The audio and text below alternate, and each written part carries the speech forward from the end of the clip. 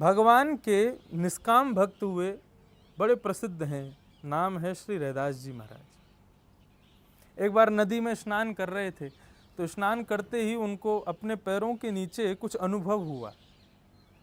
वो अनुभव करते ही उन्होंने नदी में से निकाला तो वे नन्हे से ठाकुर जी थे, उनके अर्चावतार थे, उनके सेव्य ठाकुर जी।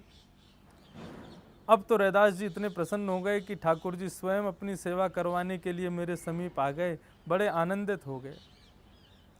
जिस प्रकार मानव सुबह से शाम तक अपनी इंद्रियों की इच्छाएं पूरी करता रहता है, उसी प्रकार श्री रैदास जी केंद्र में रखते अपने लाल जी को और पूरे दिन उनकी इच्छा पूरी करते। कभी पद सुनाते, कभी नृत्य करते, कभी माला पहनाते, कभी भोग बनाते, कभी कुछ आदि।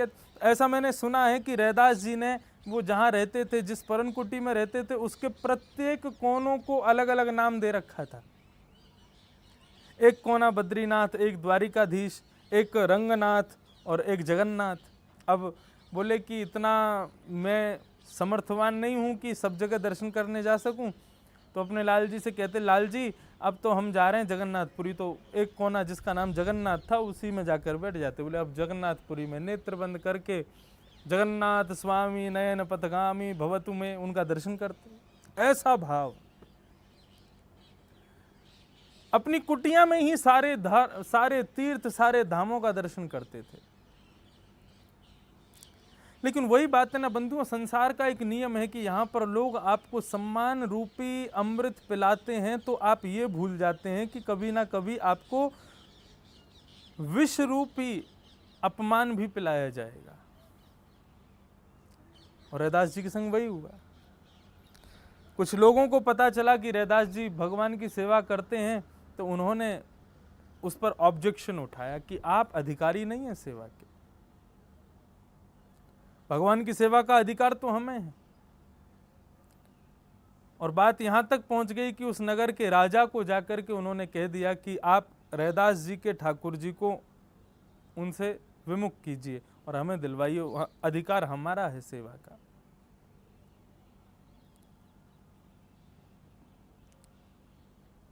रैदास जी तक जब ये बात पहुंची तो रैदास जी बड़े प्रसन्न हो गए और कहने लगे, लाल जी देखो, आज तक हम अपना प्रेम आपके सामने प्रकट करते आए, लेकिन अब बारी है आपके प्रेम का दर्शन करने की कि आपका प्रेम कैसा मेरे प्रति।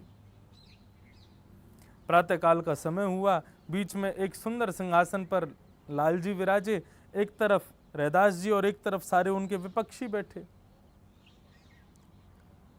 राजा ने कहा, आप लोग अपनी तरीके से उनको प्रसन्न करना शुरू कीजिए। जिसकी तरफ ठाकुर जी ने मुख मोड़ लिया, जिसकी तरफ ठाकुर जी का मुख हो गया, ठाकुर जी उसी के। अब तो विपक्षियों ने खूब महाराज अनेक अनेक प्रकार से ठाकुर जी को रिझाने का प्रयास किया। सुंदर पंचामृत से अभिषेक किया, 56 भोग लगाए, सुंदर माला पधराई और जितनी क्रिया वो कर सकते सब की। लेकिन ठाकुर जी खड़े रहे। समय आया श्री रैदास जी का। राजा ने रैदास जी से इशारा किया, महाराज अब आप अपनी सेवा पद्धति प्रारंभ करें, ठाकुर जी को रिझावें।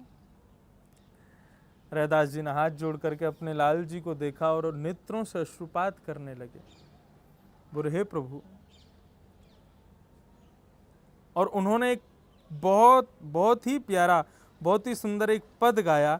तो मेरी इच्छा है कि वो पद मैं आप लोगों के मध्य में जरूर सुनाऊं। आज भक्तिपद पाठशाला प्रथम भाग का आज अंतिम कक्षा, विश्राम कक्षा है, तो एक पद के द्वारा ही आज इसको प्रारंभ करें। इसी प्रकार का पद श्री मीराबाई ने भी गाया है, लेकिन उस पद की शब्दावली कुछ अलग है और रैदास जी के पद की शब्दावली अलग है। क्या गा रहे हैं श्री रैदास जी? जो तुम तोरो राम, मैं नाही तोरू रे, तुम संग तोड़ कवन संग जोड़ू रे, जो तुम तोड़ो राम, मैं नाही तोड़ू रे, मैं नाही तोड़ूं। मैं अपनो मन हरि सो जोड़ो, मैं अपनो मन हरि सो जोड़ो, हरि सो जोरी सबन सो तोड़ो, जो तुम तोड़ो राम मैं नाही तोड़ूं रे।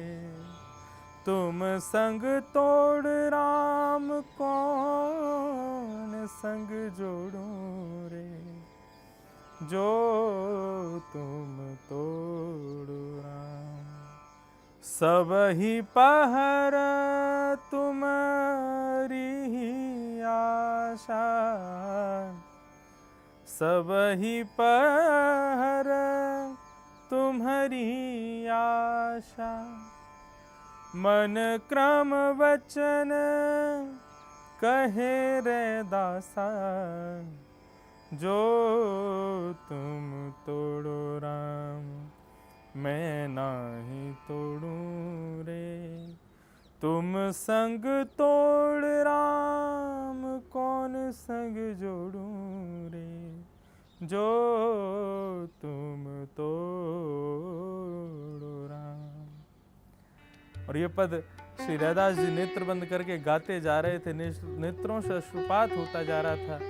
दोनों भुजाएं उठा करके जब भावावेश मुद्रा में आए हैं, समस्त नगरवासियों के मध्य में, राजा के मध्य में, देखते ही देखते उनके लाल जी अपने सिंहासन से उठ करके आए और रैदास जी के गले में आकर के गले लगा करके बैठ गए।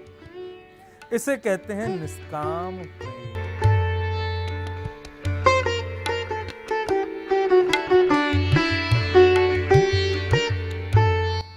नमस्कार, जय श्री कृष्ण।